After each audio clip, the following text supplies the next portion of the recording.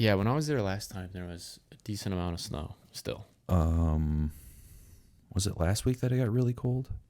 Yeah. Mm-hmm. Mm-hmm.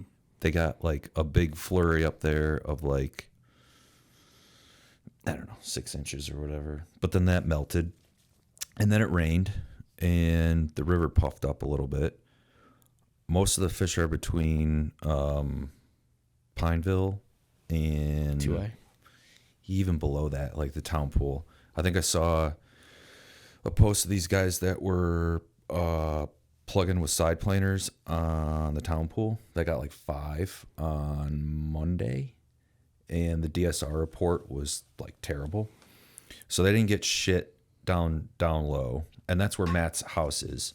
So he doesn't want to go until like the DSR reports are good, which I don't blame him. Yeah, but the issue is like I don't know when I whacked them in the spring.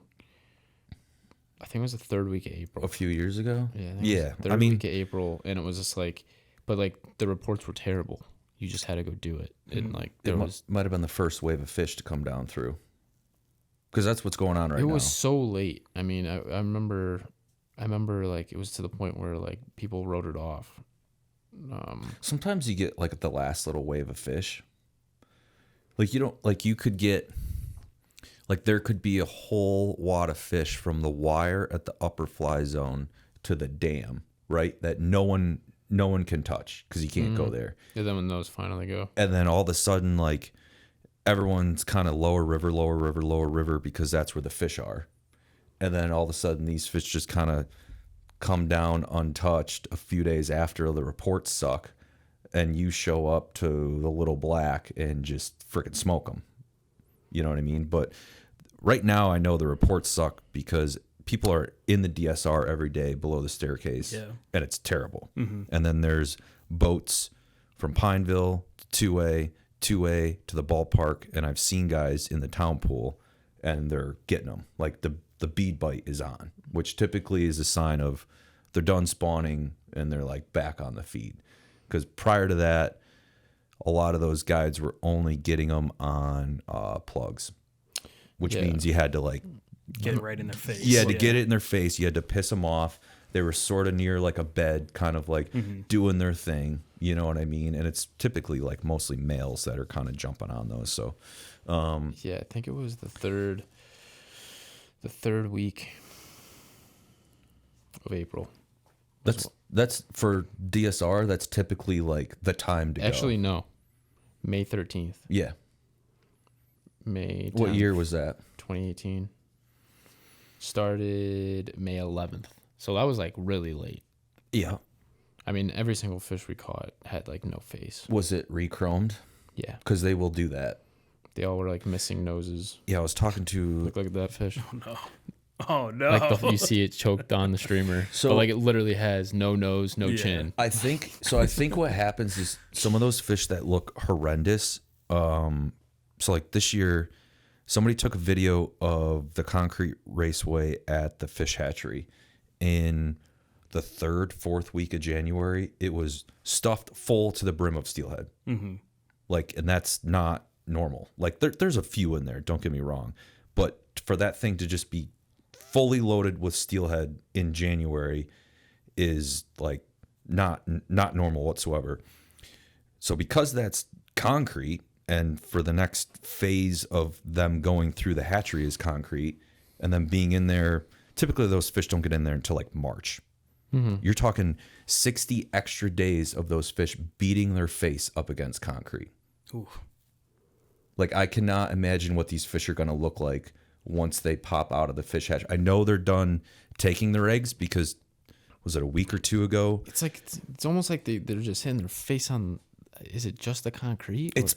I mean, I don't know if it's straight concrete. Yeah, it looks like it to me from up above. But like, I don't know. Like torn up. They're so yes.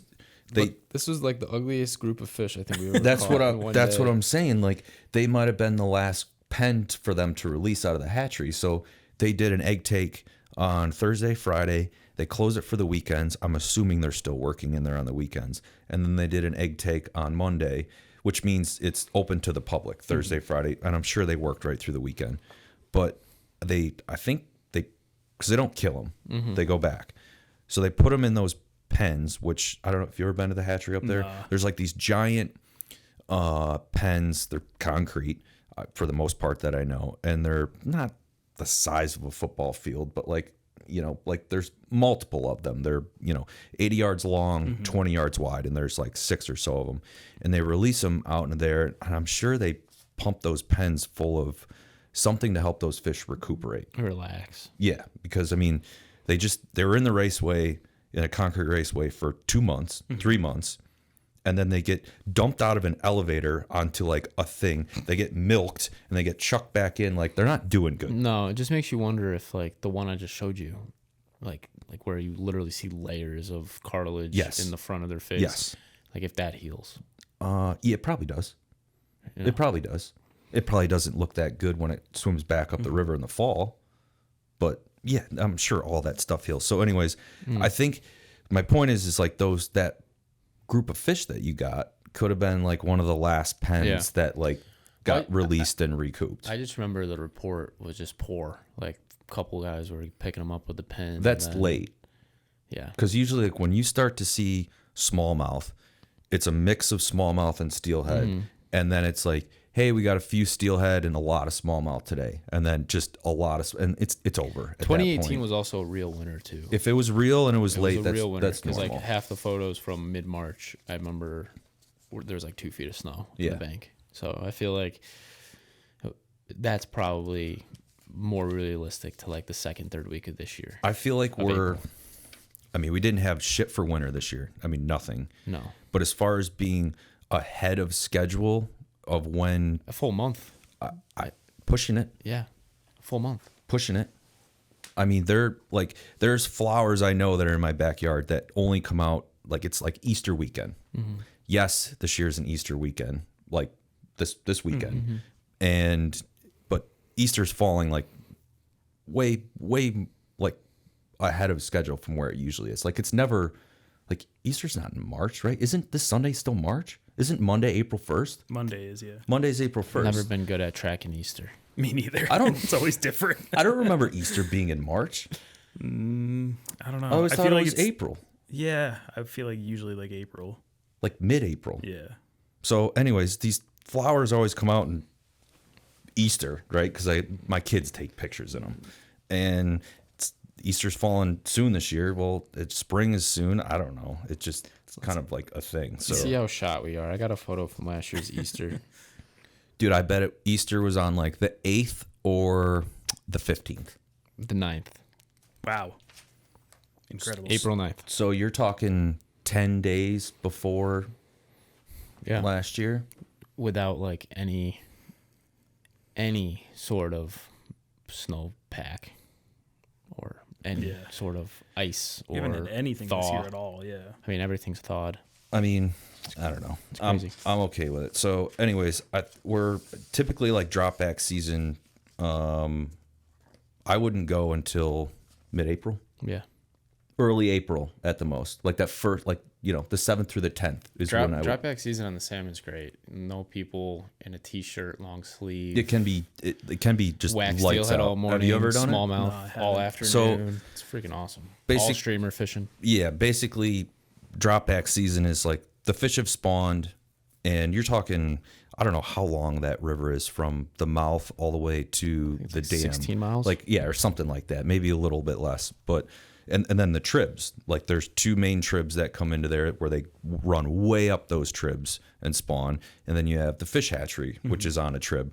And once those fish spawn, they all come back to the river. They don't just bolt back to the lake, and they don't die like salmon.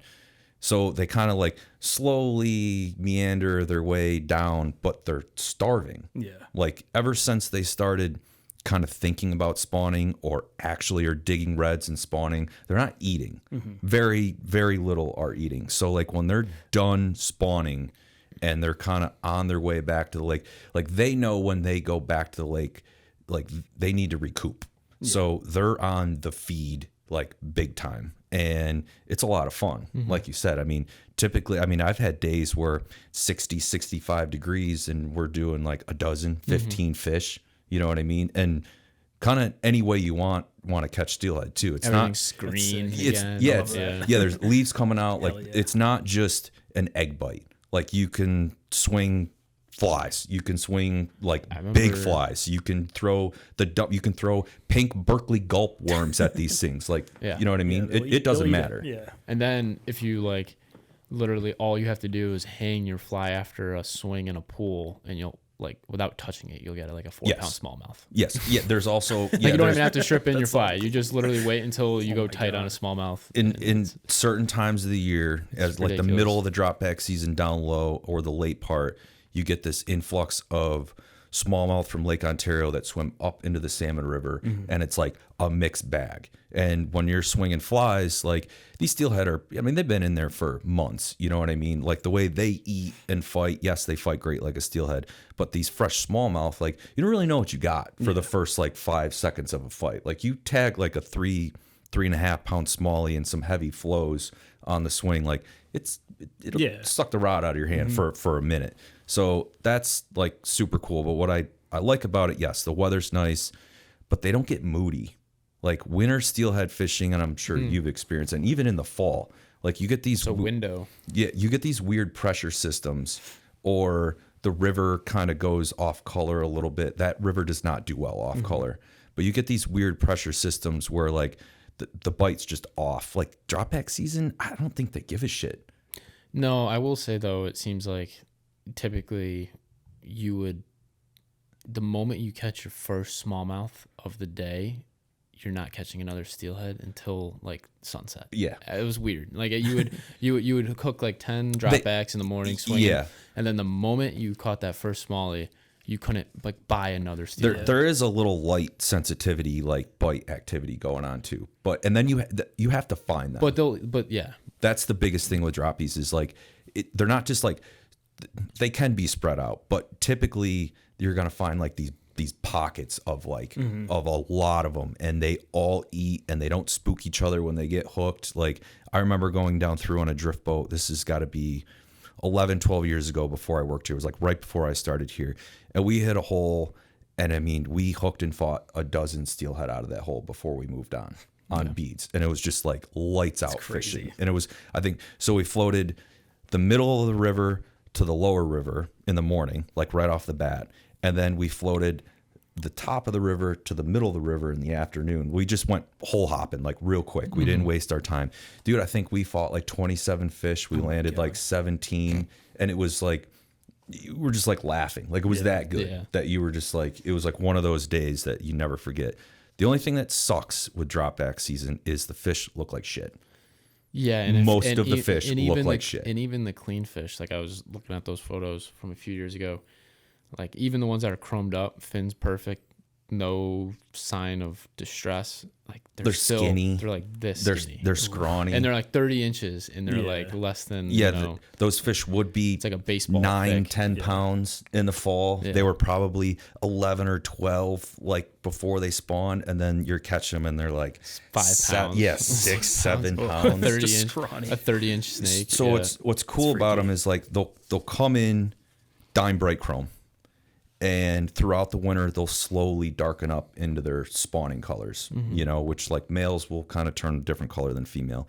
And then after they spawn, the longer they're in the river, they'll like all of a sudden they'll re-chrome, because they're dime bright when they go back into the lake. So like you'll hook a fish during drop back season if you go there early, and you're like, I don't know if this fish is like just came in or if it was just leaving. Pretty much 9 out of 10 times they're leaving, but they're re-chroming. It's really weird. You could tell by just like the stomach. Like, 100%. Looking at it, like, oh, that fish spawned. They look. If you've caught fall steelhead and you catch a drop back, like you pick this thing up, you're like, it looks sick. Yeah. Like you're like, something's wrong with this thing. Like that's how much eggs is. I think like that entire. I think that way. entire spring, I don't know, between like all my friends, I think we maybe saw 3 fish that look like they just came. Yeah. 3 or 4. There's still some spring that come, but those fish don't go all the way up to spawn. They're typically spawning in the lower river on gravel somewhere. Like they're not venturing 14 miles, like Ricky said, all the way to the top to do their thing. End of the season. You'll get a little mix of both. So anyways, that's kicking off right now. I think like top of the river to mid river is really good. Mid river to lower river is okay. And then as this season kind of progresses, those fish will all be down low, like kind of where we salmon fish. Yeah. Like you could go in that section where you go all the time, Scotty. And I'd say next week would be like peak season. Okay. And then you got another maybe 7 days of that being really good. So like typically where you fish for salmon, I think there's probably a 2-week window where you could just go there every single day and hit catch them. some. And it's weird because it's not like winter fishing. Like they're not transient in the winter too much. And when they are, they're kind of hard to find and get to eat. They're usually holed up and they stabilize there, and then they'll shoot the gap and go to the next pool and so on. Like they're on a long journey to the top to where they're going to spawn. Time. You can go in those sections in the lower river and fish it and whack a bunch of fish, bite turns off, take a break a little bit if no one's around, and then go back out there like 30 minutes, a half hour later, and like hit 3 more new fish that like kind of pop down from up above, like if you find a group of fish. So it is pretty cool. And I do like the fact that you can kind of just throw garbage at them. Like you could probably go there with a smallmouth setup with like if I showed you some the flies, crayfish, like dude, you could you could go Dude. there with crayfish jigs and stuff, like a smallie, like setup and get them, because those crayfish do kind of get a little active and they see them. If you went in there with a Ned rig, you would destroy. You could Really? yeah. like it would be stupid. I mean, You could get a pack of night crawlers from the gas station and go like if you get a fresh rain, they're worms everywhere. They almost like they turn like into sort of trout, sort of smallmouth, not like finicky steelhead anymore. Just hungry. They are hungry and they still pull super hard. Yeah. I mean, there's still a steelhead. they you know just what look I mean? terrible. So, anyways, I'm here with my boy Ricky Nicoletti, and Scott the engineer is joining us today. Hey. You may know Friday. Scott. Yep, it's Friday. The boys are here. I'm going to make this a fun one for you folks. Scott is typically behind the camera. He does have a face for radio. He is typically behind the camera or behind the computer answering the phones in customer service. So you may have chatted with Scott on the phone. You may have chatted with Scott in email. Scotty's going to join us. I figured we'd let all of our listeners and customers get a look at this good-looking guy over here. So anyways, I'm your host, Brooks Robinson. This is Cortland Hooked, the podcast.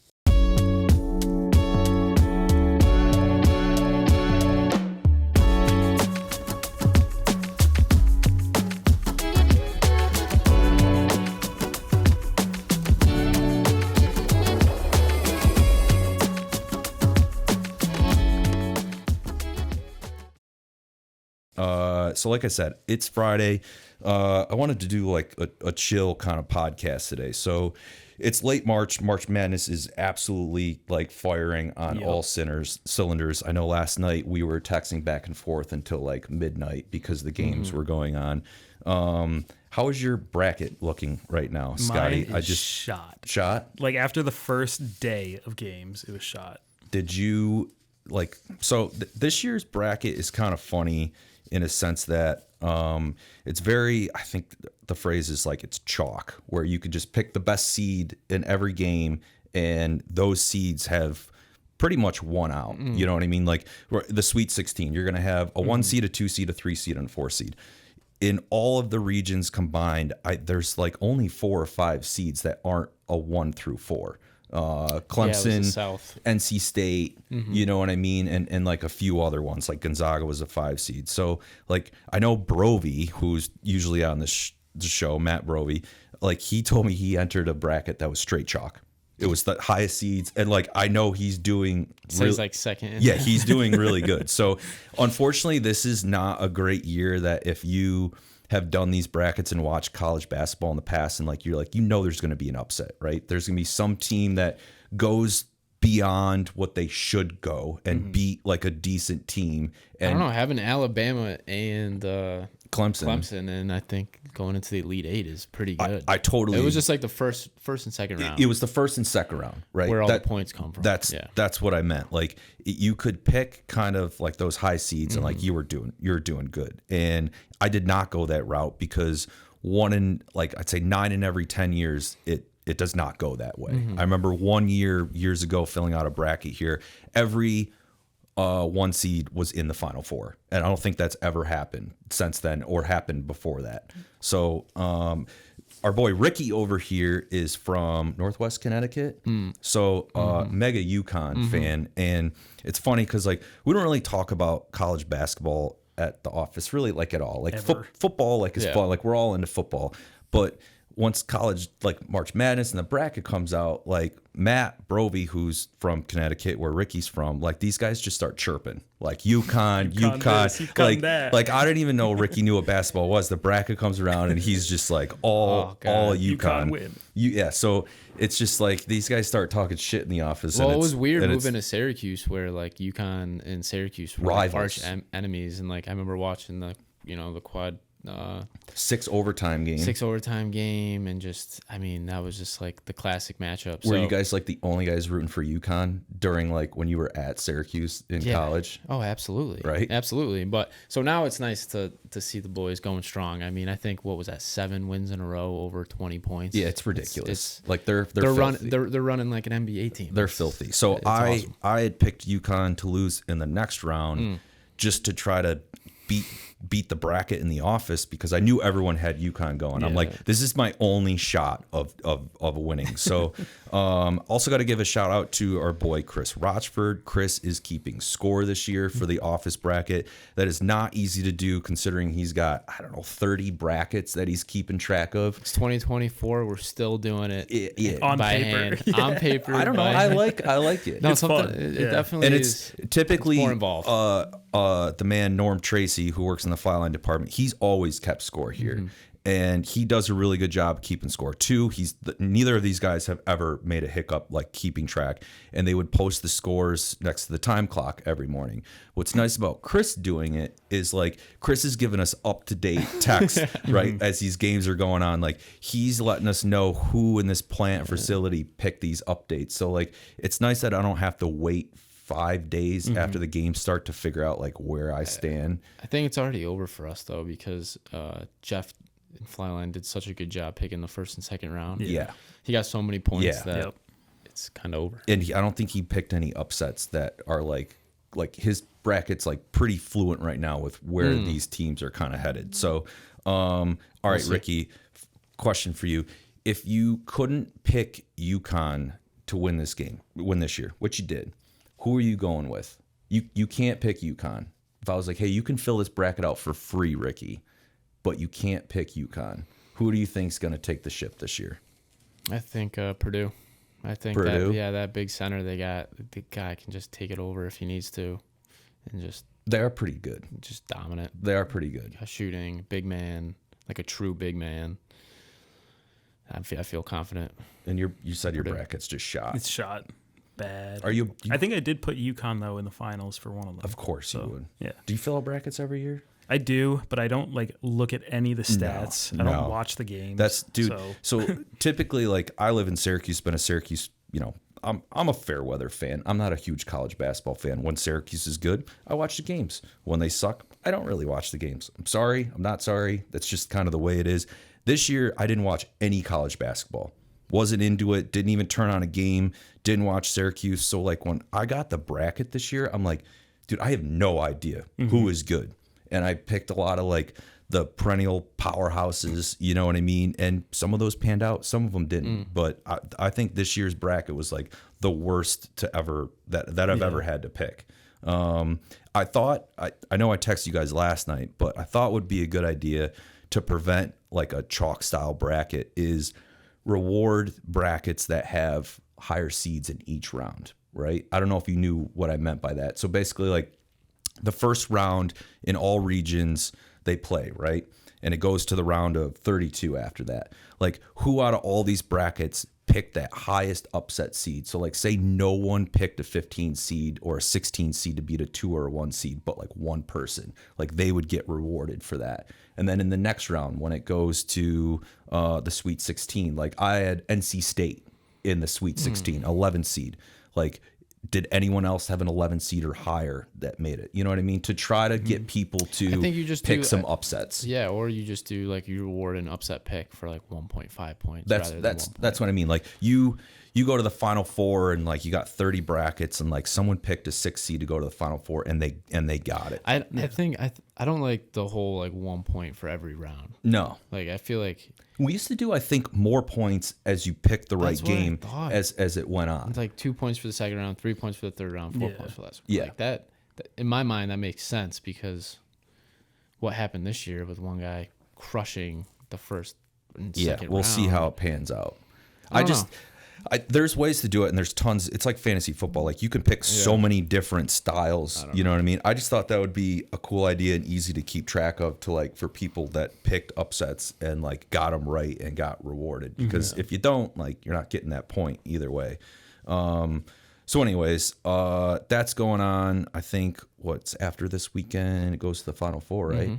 And then we'll see how long Matt and Ricky keep chirping after that. Yeah. So who do you play? Straight facts. You play Illinois. Yeah, I play Illinois. Put Illinois Saturday, and then the winner of Clemson and Alabama if you win the Illinois game. All right. So we'll see how that's going to pan out.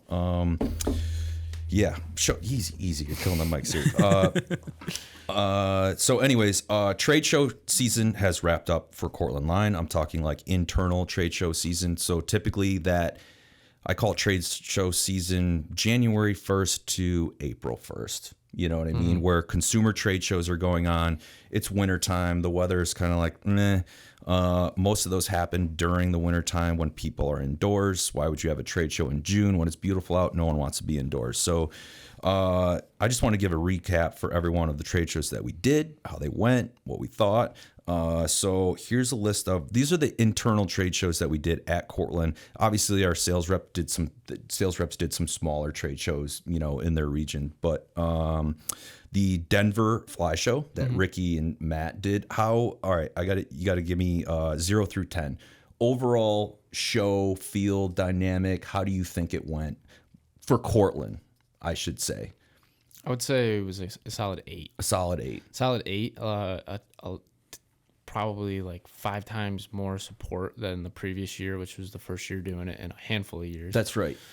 So it was really cool to see just a bunch of new customers that have tried new things come up, give their honest feedback, show support, but also like talk about the new shops that they've been going to, and they're happy that they now have it in stock. Sure. So overall, attendance wasn't the greatest. I was going to say, give me like a 0 to 10 on attendance. 6. 6. It was during the playoffs. Yeah. I mean, during the playoffs in the afternoon. I'm glad you mentioned that because that's brutal. So that was early January. We, Chris and I did the New Jersey fly fishing show, which I would say like overall vibes in Cortland. Yeah, I'd give it like an 8, 9 out of 10. Like great. We're in the Northeast, right? We know a lot of people. We've had relationships with these people in the Northeast for a long time. So like it's always great to go there and get the support from our local pros, ambassadors. All the local shops that are there. You know what I mean? Like we've seen these people. I think Chris and I have been doing trade shows now for like 10, 11 years for Cortland. So like a lot of it's the same faces. It's a good time. Show attendance, same thing. I'd say probably a 6. But again, it's NFL playoffs. Now, the New Jersey show in the past was always in between the conference championships of the NFC, AFC, and the Super Bowl. It was that weekend in between where there was nothing going on, and that show was raging. And now I think the NFL, they had to change venues at the Jersey show. It went from Somerset to Edison. So I can't think back if the dates had changed, because sometimes getting convention space is a nightmare. I couldn't imagine trying to like finagle that and do that every year. But I also think the NFL season changed by like a weekend. I feel like, isn't there another one? Yeah, there's like a game, an additional game. Yeah. So I think they had established that weekend there. Then the NFL tweaked by like one weekend because there was the AFC, NFC. The Super Bowl is typically the first week of February. Correct. And now it's the second week of February. Correct. All right. So it did change. And the week that we were in New Jersey, that Sunday was the conference championship. And especially for like when I did the Denver show before you worked at Cortland, it was the first weekend in January. So I can't remember if that's like first wild card or the end of regular season. I think that's like week 18. Yeah, it's something in there. But like Denver was good. I think Peyton Manning played for Denver. Like I remember Sunday at that show like was dead.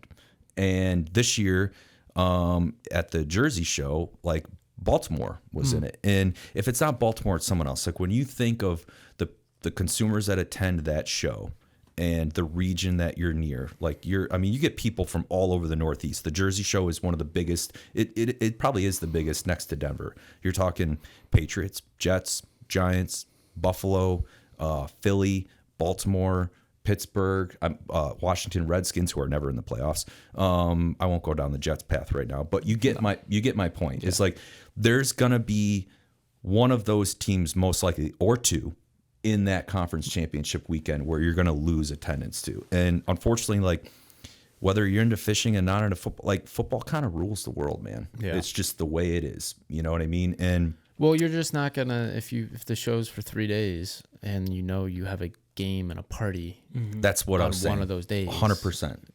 And you have to do chores around the house on the other day. Yeah, like you're obviously not gonna take work off and go on a Friday. You're not going Sunday, and you're probably getting ready for the party or a party on Saturday afternoon. Yeah. You know what I mean? So like whatever you gotta do. Friday was good at the show. Saturday morning through like mid-afternoon was good. Then it was dead, and Sunday was like dead. You know, and it's typically because of football. Every year this happens, and it's just part of it. Yep. You know, I remember doing the Marlboro show in Massachusetts, and that's when Tom Brady played for the Patriots, and that guy was in every single playoff game that existed while he was at the Patriots, and that place was a ghost town to the point where I think the show director put it up on a big screen on Sunday because it was just like every local vendor was a Patriots fan, obviously.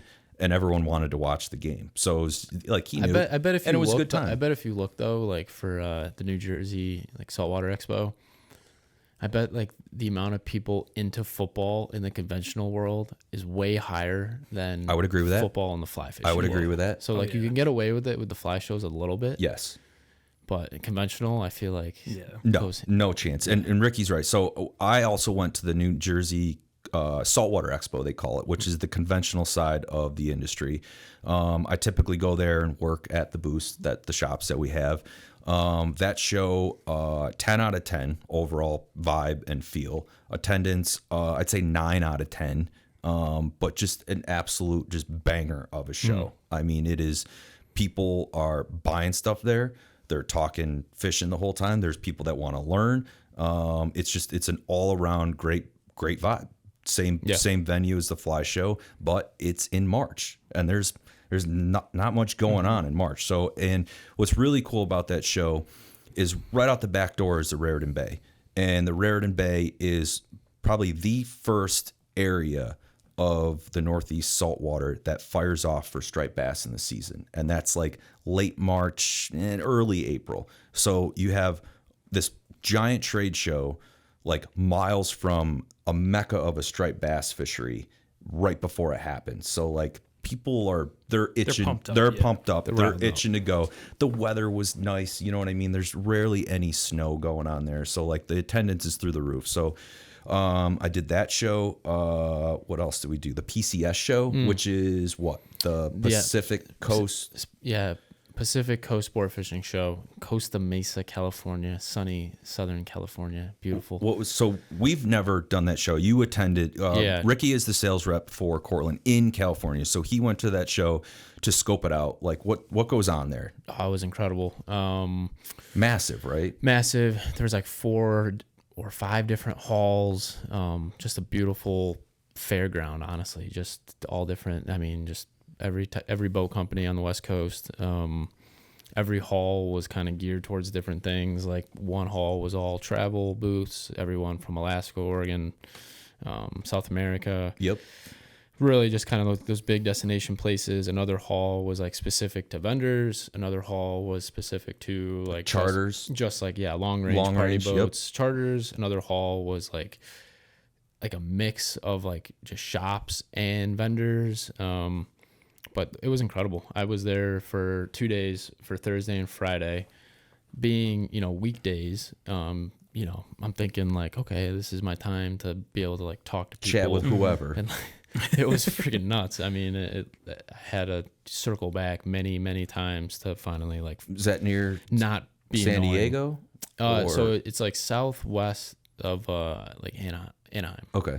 So it's like, I don't know. It was only like 45 minutes south of Los Angeles. There's a million people that live Southern I mean, California. it was insane, but it was insane. For Thursday and Friday, the show opened up. Like, I get into the show. The show starts at 12. I get into the show at like 12:45, and there's already like a dozen people leaving with rods and like already buying stuff. And just I saw that like walking in, and I'm like, oh wow. The like, rod. this is I will legit. say at the Conventional Expo in New Jersey, rod sales are insane. There's Same people thing that out in California. There's people that walk around for 8-9 hours at the show with giant tuna rods, inshore rods. I mean, they're wandering. It's just It was what was rods. interesting. It was more. It's crazy. I don't know if there was like just certain dealers like offloading blanks, but like there was just so many blanks being sold. Like people making custom rods when they leave there.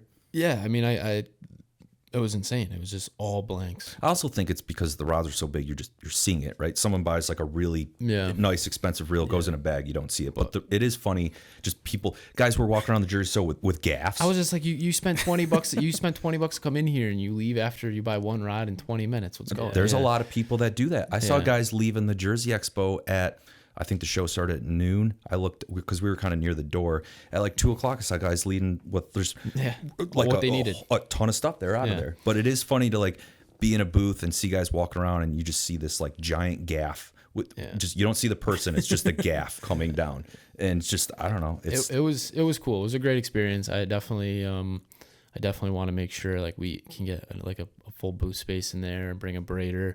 But for us, it's exactly what you have here on the East Coast, Northeast with like white C16 and master braid. Those guys are just beating gear up, and the products we're making here in this factory are just absolutely perfect. I agree, and I think next year we'll get a booth there, and we'll get a booth at the Jersey Show. Yeah, like I'll come out there and we'll do that show together, and then we'll turn around and do the Jersey Show because it's same crowd, different coast. You know what I mean? Just a hardcore. Anglers. It was fun. The other one that we did internally was the Castafari Show, which was in Quincy, Mass. I usually do that show every year. It is, it's an expensive ticket to get in. I think it's like a couple $100 to get in. It's a 2-day show, and it's only geared towards offshore canyon fishing for like swordfish, big eyes, marlin, and bluefin tuna. Like you go there to learn how to do something, skip the learning curve, right? Of because it's a lot of money, like filling up your boat and going offshore. And if you don't know what you're doing, like you're just gonna piss it away. So that's a 2-day show in Quincy, Mass, and it's awesome. I mean, when you buy a ticket for $200 and go to that show, you're not just there to like look around at hooks and sinkers. Like you're there to learn, talk, chat with the vendors and the people. The seminars are insane. Damon Sacco runs that show, does a fabulous job at that show. I go to it every year because the people that attend it are just awesome. Like they're just everyday guys that have a big boat, a center console boat, or their buddies have a boat, and they go there to learn. They go there to buy. They go there to learn. The seminars and the speakers are incredible. You're talking the best charter captains, commercial captains in New England and the East Coast that are there doing it. And it's just it's a ball and show. The one thing that I will get into on our next podcast. So I'm hoping that Matt Paracchio shows up from Tighten Up Charters and Bluefin Plus. He's a Cortland ambassador in Connecticut, but he fishes out of Cape Cod.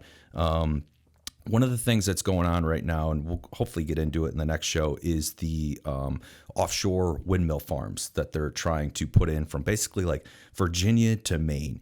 And it's just starting as far as like them being implemented of like where they're going to put them. And it's like a major concern right now with offshore charter guys, recreational guys, and commercial guys because of one, where they're putting them, two, how it's going to work in terms of like where the cables are going to go. They're worried about, sand eels, bottom fish like fluke and stuff like that. Also, like, can you fish around them? That's kind of like they don't know the right answer to it. Also, like, they're concerned about the radars on the boat not picking up these giant windmill things. So like you're running in the middle of the night. It's crazy, and it's very political right now, and that's not the intent of what Matt and I will get into is the politics side of that, because I never want that to be a part of the show. It's just more or less, I want to give a broad overview of like what's actually going on, because it is pretty crazy of like the current situation of like how many of these windmills they want to put them in, where they want to put them in, and how it affects like our business, right? Because rec guys, commercial guys, and charter captains are going to have, or may not have, a crazy issue with this going on. So Matt knows more about it than I do. I did sit in on a seminar at Castafari where they had a Zoom meeting in front of, like, I'm talking every commercial captain and speaker and attendee, a guy on the Zoom, and like some like 5 guys up on stage, and it got heated, bro. Like it was, there was, because the guy on Zoom, I think, was supposed to be there to answer questions, and you could kind of destroyed. He just gets captain. Yeah, like he was there to just inform people, but you could kind of get the feel that he was defending, pro wind. Yeah. You know what I mean? Which I'm all about, like clean energy. You know what I mean? Like who is it, right? But at the cost of what? That's kind of like what's going at the cost of whales washing up on the beach, which has been going on for a year now since they've been doing the testing, and like these guys losing their fishing grounds. So there was really good questions from just everyone, and the guys' answers were terrible. And so that seminar ends at like 4:30, 5 o'clock. The show goes on for another hour, and people are walking around just like angry. And I'm like, what the hell just happened? So I like, oh, they just had the wind farm thing in there. I was like, oh, okay. So anyways, Matt and I'll kind of go over that. I think it's interesting.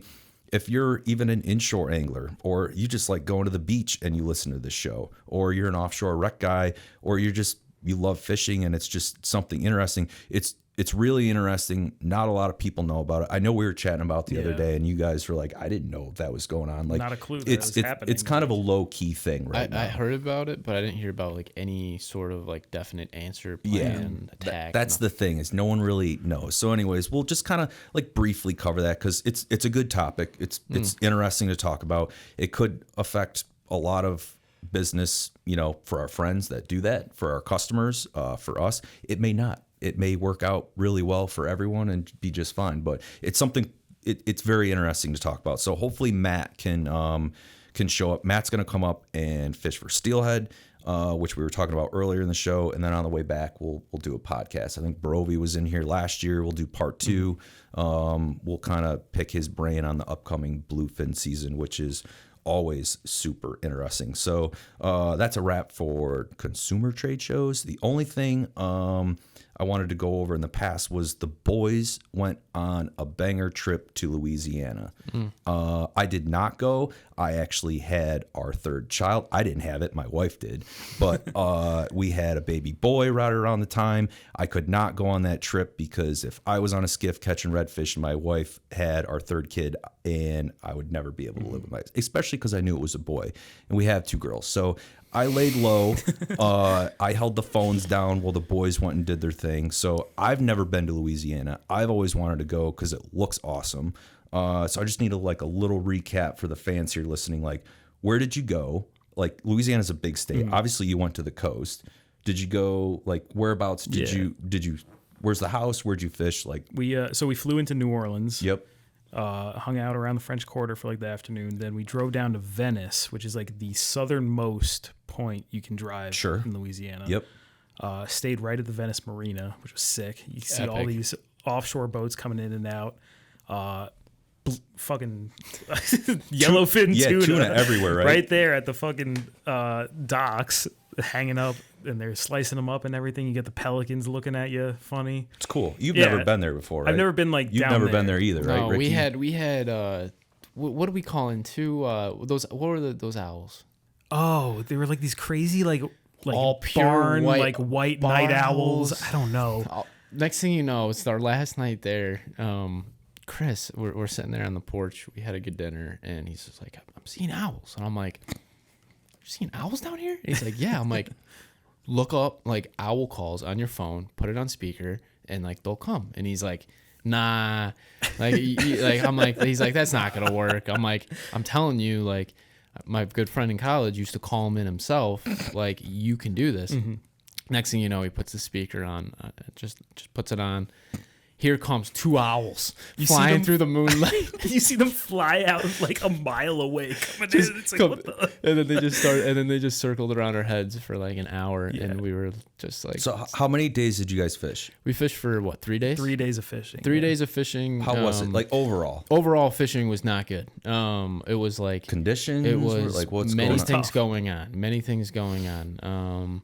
Number one, Didn't you say the tides? it was number one. It was like a normal like low tide, nothing like too crazy, but it was like a full like week of north wind that pulled all the water out of the marsh. Yep. So number one, water was super low. Number two, they had a sub freezing day the week prior that killed a couple fish and basically like shocked the system. It chills the shallow water down a lot. Yeah, it must, right? And by the time we got there, with the wind being low water, obviously it's kicked up a lot of sediment off the soft bank that's typically underwater. So the water was dirty, the fish were cold, the fish were lazy. Fishing was not easy. That being said, it was more like your standard like East Coast red fishing. Sure. Like you couldn't like the guides we were with, like I could tell it was off because the method they were telling me for presentation where I was like, hit them in the head. I'm like, I've hit 5 fish in the head. None of them are eating. They're spooking. Like these fish are not acting normal. It wasn't the typical Louisiana fishing that you see or that you're used to, or that you've heard about. So, but in terms of like, fish are still there. But what we're used to is like tricky. We're used to hard like fishing, leading like the fish. yeah, exactly. Long leader. Like true line size, just like subtle cast. And that's ended up what it was. It was a lot of like good presentation. Also like. With the dirty water, it was kind of like, just have your line in your hand, like be ready to cast. Because you didn't know where they were going to pop up. Yeah, because next thing you know, like you see one and there's really like 10 there that are like just, put your fly in the general area. You're going to So fishing was tough, but you got it done. Fishing was tough, got it done. Greg Moon. Shout out Greg Moon. Shout out Greg Moon at a Hopedale. I mean, he runs a beautiful rig, and he was saying that like it was the lowest he's ever seen the water. Didn't you guys have to he still put the 4 people that went on his boat 2 each day on like 30-pound good fish, like mom, PBs. Yeah. I mean, just like the classic Greg Moon like giants that he's known for. So I gotta ask. So fishing, okay, but you made it happen. Yeah, it was fun. No one's been to Louisiana. It's gorgeous. Like incredible. It was 65, 70, sunny. I gotta ask, like the food, like you get off the plane, like Louisiana food. Louisiana food was good. Was it different? Food was good. Food was good. I mean, a little different. Did you eat like local style food, or did you go for like classic Ricky chicken fingers at the? Listen, I haven't had chicken fingers in a long time, buddy. One kids menu, please. No, I think I got the. Did you get the gumbo? I got something like that, some sort of gumbo. Mm-hmm. Honestly, shrimp Creole. Honestly, I was a little disappointed. I was starving. Got off the plane. I was really expecting this big gumbo lunch, and it was like more like a regular portion, and I was like, damn. Like I need more than this. Maybe you went to like the tourist. No, we went to like where Richard Stewart had lunch 10 years ago, and like this is real. Shout out Richard Stewart, our sales manager in Arkansas, who grew up in he took us to the New spot. Orleans. Yeah, he knows New Orleans well. I'm glad he pointed you guys in the right direction.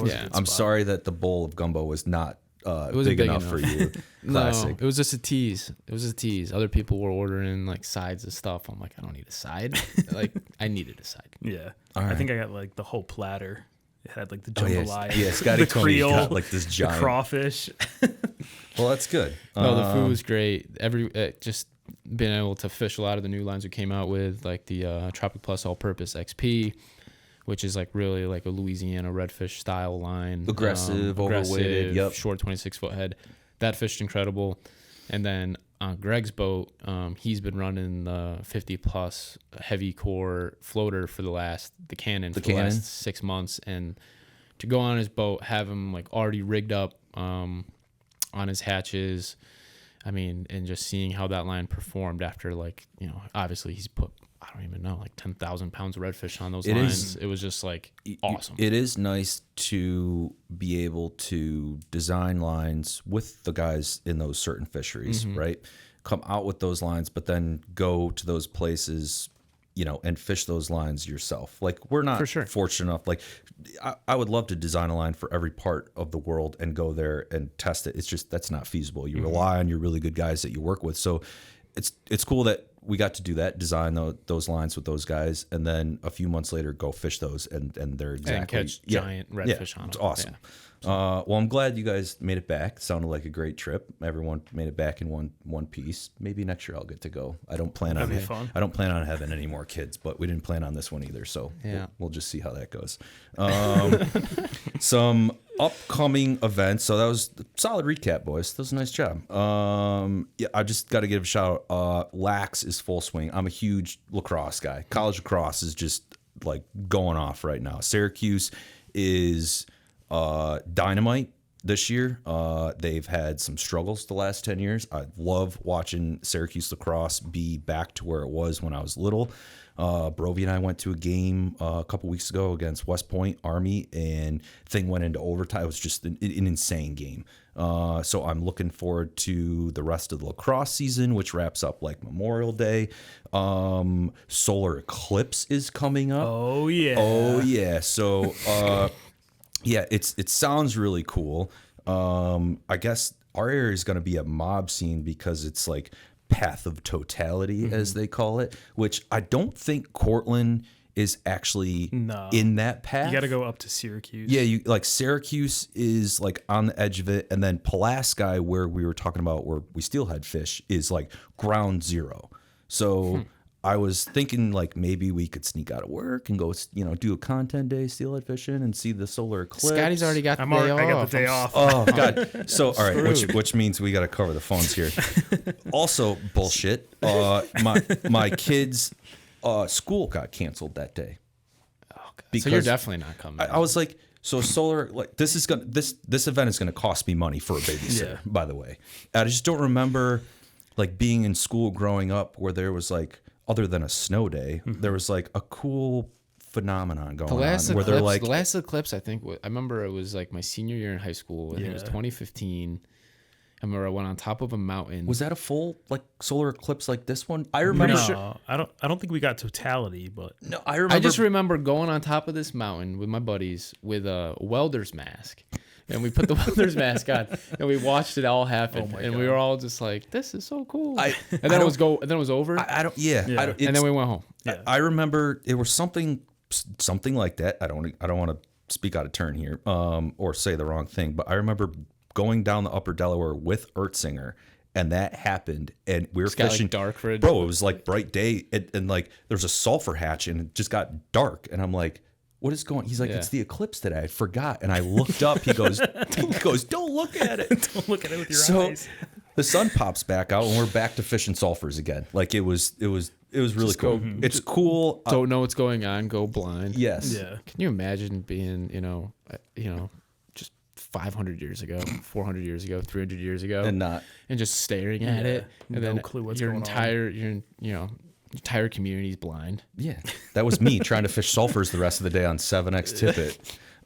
So anyways, that's gonna run me a bill for a babysitter because my kid's school is canceled. And then Easter's coming up. I think by the time this show is going to air, Easter will have just happened. Are you going home? Nah, you staying put? I'm staying here. But then I think after the eclipse, Scotty's from Long Island, by the way. Yeah, Scotty somehow found his way up to Cortland, New York. I love it up here. I know you do.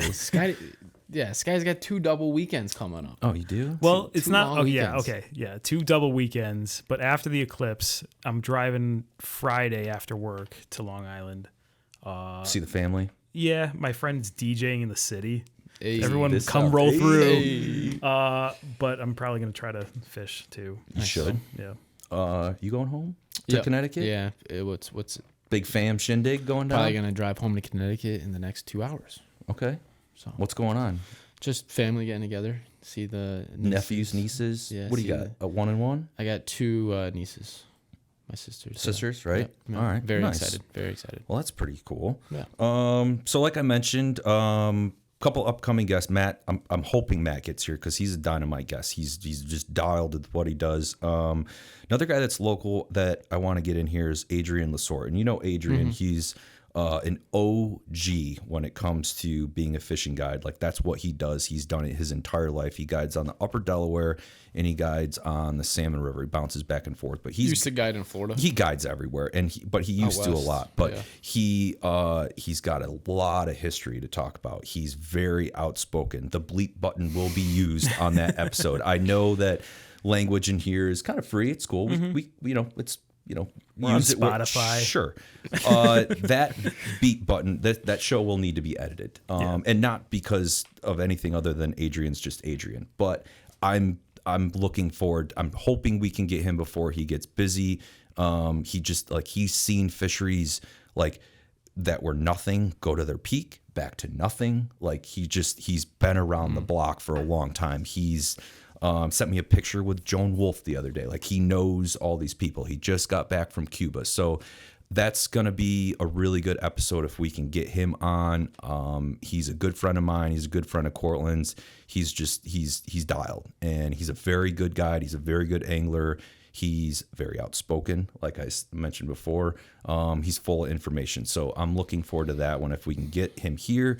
And then another part 2, Cortland Hook the podcast. I'm hoping to get our boy John Shaner back up here because that was a really good episode.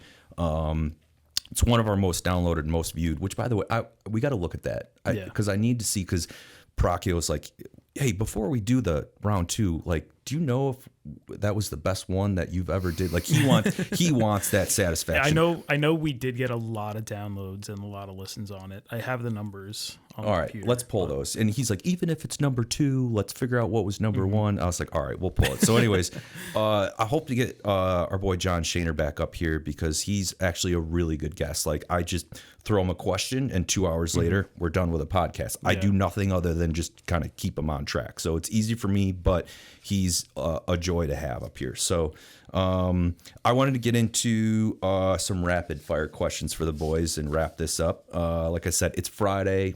We're just chilling today, going over some things, going over the future. I write this entire show because I am the host. The boys don't know what we're going over, what questions, what topics, anything.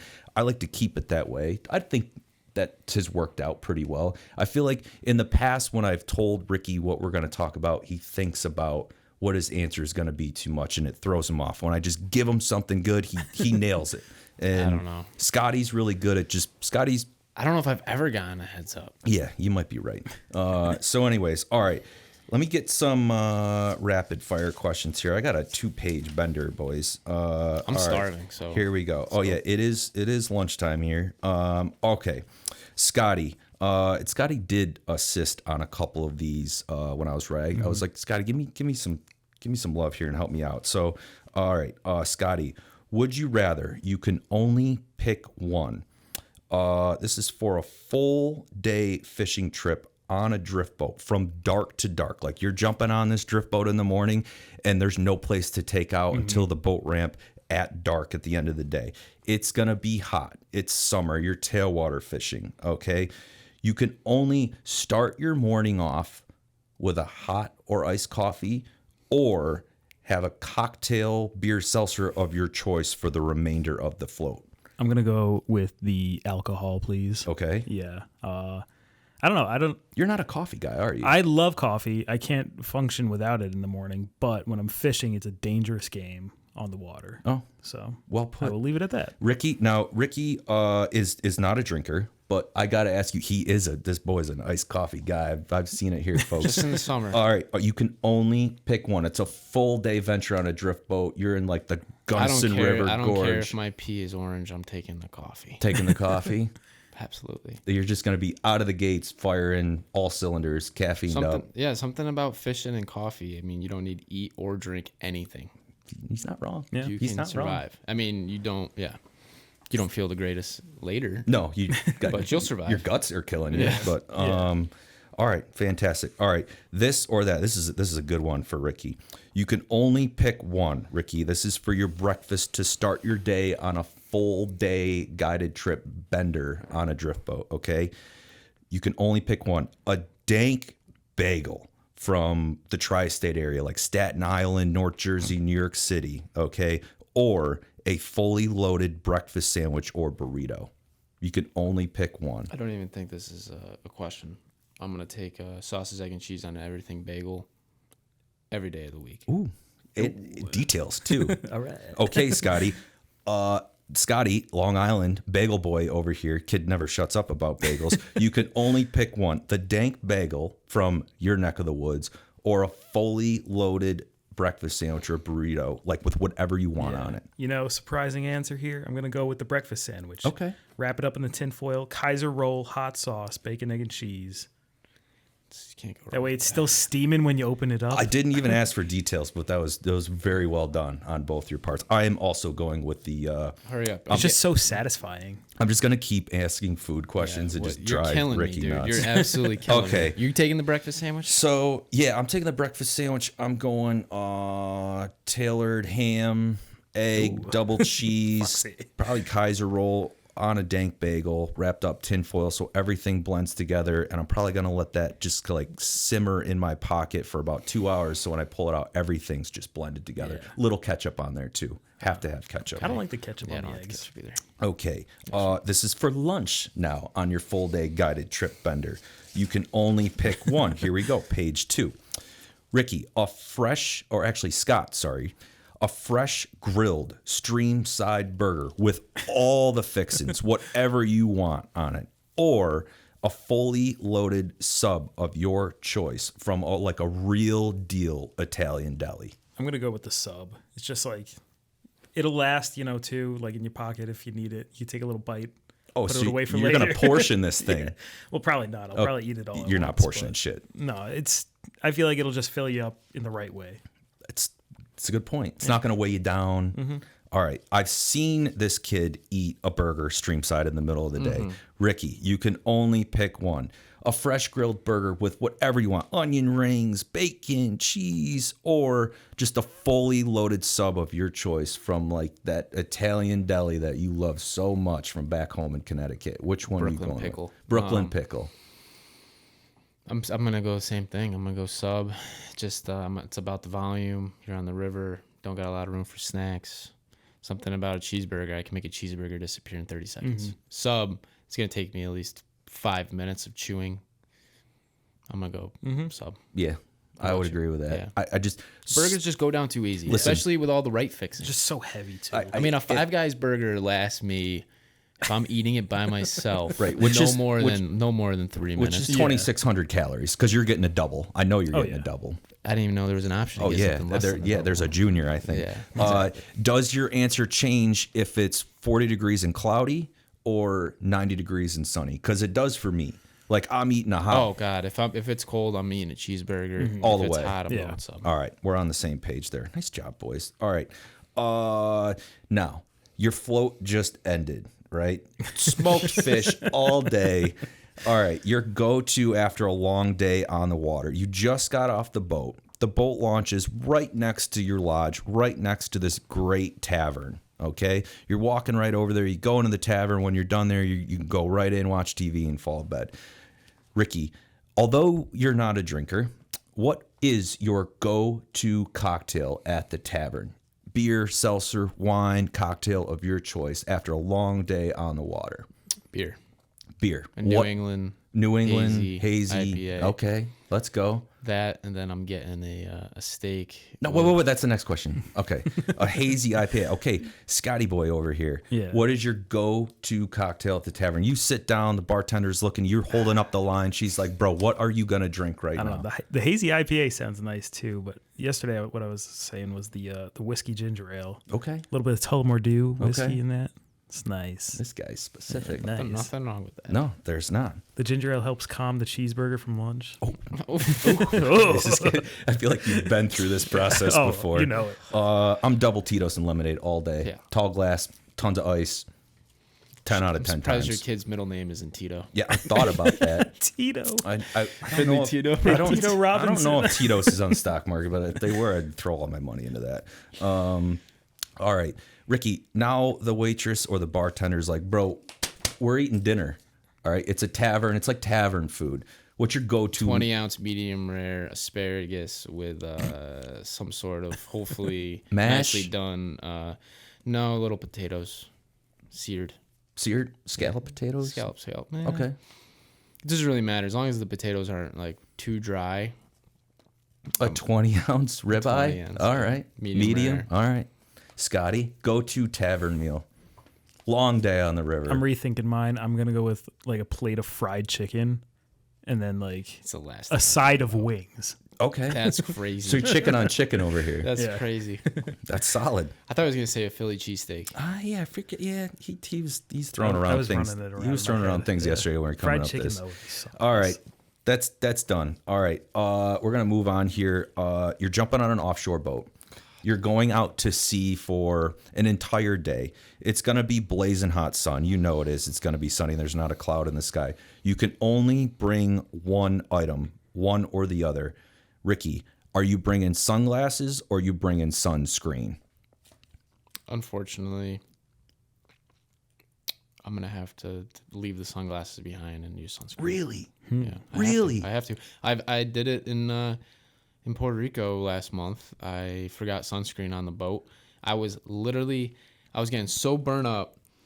I put my hood on, and while I was jigging off, so the funny part is our friends in Puerto Rico, they're in the back of the boat where the canopy's covering them. Me and my buddy were in the front of the boat, full blast, full day offshore jigging. No sunscreen.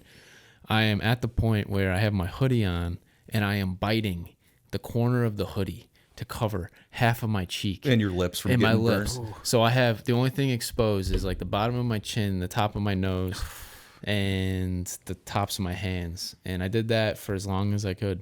You burn easy? I figured with my sweet Italian skin. I was gonna say your semi-darker Italian skin. But still, when you come out of Syracuse winter, I know, straight Puerto Rican, full sun, 85 degrees on the front of a boat, and you start at 6 a.m., doesn't matter what type of skin you got, you're burning. Try being pale and Irish like I am. All right, Scott, one or the other, sunglasses or sunscreen, full day, offshore boat, blazing sun, blazing heat.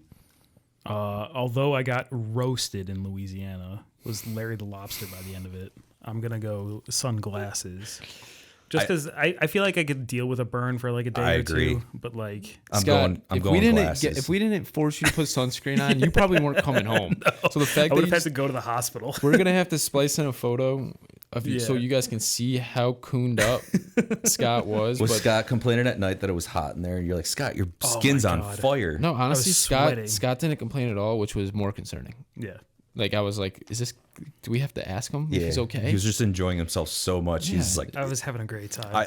I got to go with sunglasses too. Yeah. Like, I have my eyes, I do enjoy when it's cloudy out, only because like my eyes can relax. Like when it's sunny out, I squint, man. Like it gives me a headache. And even when it's cloudy out, I still wear my sunglasses. Like sunscreen, probably very important. I should go with that one, but I'm just going to wear full long sleeves, pants, maybe a mask, and the whole thing. All right. What, Scotty, I'm going here. Which is more annoying to think about the night before a fishing trip? The fact that your waders leak, or the fact that you know you don't have any good flies for the fishery you're about to go to? Don't have any good flies because, like, I could deal with like a little leaky wader like for a day or whatever, but like if you're not catching fish while your waders are leaking too, that sucks. I would agree with that. It's just a waste of a day. All right, Ricky, because I know you've had trouble with both because I fished with you for a long time. Leaky waders or the fact that you know you don't have any good flies for the fishery you're going to the following day? The flies. Just not being able to go in confidently. I might as well not even fish. I'd rather do something else. 10 out of 10 times. Yeah. I would totally agree with that. And I only agree with that because fishing on the upper Delaware, which is close to home to us, it's a tailwater where the water is it's ice cold where we fish up by the dam. The flies are extremely technical, from the nymphs to the dries to everything. I've had leaky waders where my left leg has completely froze. You had that on video. Yeah. And I had good flies. and I caught a lot of fish, and I could care less about how freaking cold my damn foot was. That was a good day. That was a lot of fun. And also, we went further downstream that day where the water kind of slowly creeps up. I just took all my waders off, no shirt, shorts. Yep. I threw my harness on with some flies, and I run down to the river. These guys are already fishing, and I was fat back then, and so I was fat. I had a pale ass skin, and Ricky turns around. And he's like, "What the fuck is going on right now?" Oh, that was a good trip, though. That was a good day. We had a lot of fun. All right, last couple here. Ricky, you just won the Mega Millions, but you have to spend it all on one fishing trip anywhere in the world. Where are you going and why? I'm going somewhere in the Indian Ocean for as long as I can. I just think the Indian Ocean. Yeah, whether it's the Seychelles, I mean all those. Oman, No Boundaries. Is that off of is that off Australia? No, Oman's not. I could be wrong, but I don't think it just looks like the different types of permit they have. Their offshore fish, their flats fish, their snapper. I mean, they got like obviously GTs. They got giant bonefish. They got the milkfish. They got. The only thing they don't have, and I don't know how we need to finagle this in the world, is we need to transplant like a male and a female tarpon to the Seychelles and see if they'll take. It's the only thing they don't have. It's strange that there's not some giant tarpon fishery. Or some, Maybe there is. Nah, well, who knows? Maybe if we can get the approval. Because I know there's giant tarpon off of Africa. Yeah, west coast Africa. Absolutely giant. Yeah, tarpon. mega. So mega. But you still got to go around. Yeah, you still got to go around South Africa to get there, bud. Yeah, it's a poke. So, okay, good one, Ricky. Scotty, you just won the Mega Millions. Oh my God. But you have to spend it all on one fishing trip. Where are you going and why? And don't say Louisiana. No, okay. I'd buy like a little hut like on the beach in Baja. Okay. And just chase roosters. Yeah, really? Just up and down the beach with a little ATV like those guys do. I was gonna say running. I would love to watch. I would love to watch Scott run up and down the beach. That looks just so fun. It does look fun. So where they just bomb around on quads, like shitty old 4-wheelers. Yeah, they got to have some good ones by now. All the photos I've seen, back in the day when like the Baja was like when I was just working at Cortland, like a lot of the stuff that I was seeing on like social media and YouTube from like years prior, it was all these like 3-wheelers, like these old dirty shitty things that they were bombing up and down the coast with. I didn't get asked, but dude, honestly, I probably would just spend as long as I could in the Keys. I knew you were going to say the lower Keys. You're such an American boy. Like marathon. I love the Keys. Ricky's right. I'm a homebody. My first few trip to the Keys, I just fell in love with that place. Like the turquoise water, the tarpon, everything about it. But I would want to go to like Marathon, like Big Pine Key, like the lower Keys where I think there's a little more permit down there. Like I've been a lot to Isla Morada, like in the back on the ocean side, which is gorgeous, but I think I would go a little further south than there. I don't know, bonefish, permit, tarpon. You can jump in an offshore boat and go tuna fishing, sword fishing. So that to me, I still want to go back there. Like I love it down there. I think going off like the west coast of South America would be crazy too. Yeah. Like just off of Costa Rica, like that whole Central America, Central America, like just crazy. A lot of billfish down there and tuna, just random fish. Yeah. Just it's all random for sure. Okay, last one. Scott, if you could fish a full day with anyone in the world, dead or alive, who are you picking and why? A full day of fishing. Could be offshore, trout fishing. It's your call where you're going. Who's it going to be, dead or alive? Leon Chandler. Ooh, I did not see that one coming. Just would be awesome. You know, everyone says he was the nicest guy ever. For sure. Too. And I would learn so much. You would. You'd be like the most epic fly fishing, conventional fishing customer service rep of all time. Yeah. If Leon Chandler trained Scott McCann, like legendary status. Fishing Hall of Fame customer service rep Scott McCann, trained by Leon Chandler. This is a good one. Thanks. Okay, Ricky, you could fish a full day anywhere in the world with someone, anyone, dead or alive. Who's it going to be? Anybody. And you can't say Aaron Rodgers from the Jets or Zach Wilson. I would probably say... Who's your idol? It would either be Derek Jeter or LeBron James. Not bad. Jeter. You're a big Jeter fan? Huge Jeter He fan. was like the man growing up, dude. Just the most genuine, straightforward professional that would do it. He's, right? Always like... Kept his nose clean. Always. Never got in trouble. Never controversy. Just was the man. I actually just got a targeted post on my Facebook of his castle. Did you see that thing? You got that too? Yeah, I got that. I mean, I saw that he had like a stream running in the backyard. I was just like, gosh, this guy's so Looked like a decent trout stream going through this. I think it was man-made, but looks sweet. nice. What about you? Me? I'd got to go Howard Stern. Yeah, Because I am a huge Howard Stern fan. I have been listening to Howard Stern since I was senior in high school, 2005. I started painting houses with my boss, Scott Porter. Shout out Scott Porter. And that's when Howard Stern was on what they call terrestrial radio, which is just FM radio. I don't know why they call it that. Anyways, they canceled Howard Stern in Syracuse, and we used to get extra long antennas and put it on the roof of the house to face Rochester, which is west of us, to get the Rochester radio station of Howard Stern. Oh my God. And then the following year, he went to Sirius XM radio, and my boss bought Sirius Radio, which got me to buy Sirius Radio. And that's when the Howard Stern that most people know about, whether you know him or not, really became Howard Stern, like unfiltered, uncensored, anything he wanted on the radio. And I just remember like some of the interviews and the shit he was saying while we were painting houses was just hilarious. Like I'm a freshman in college. Like this is right up my alley. Yeah. You know what I mean? I'll never forget one day I was like 2-3 stories up on a ladder and I'm listening to Howard Stern. It's on full blast. People aren't home. And it's the most raunchy story going on, right? I mean, just like, I can't even repeat this. And I turn around and in the driveway, I see the homeowners coming home.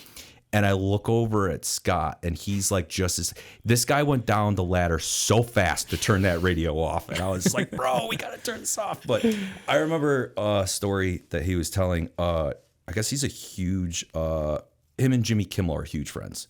And they were like fishing together. I was like crying, laughing, listening to this.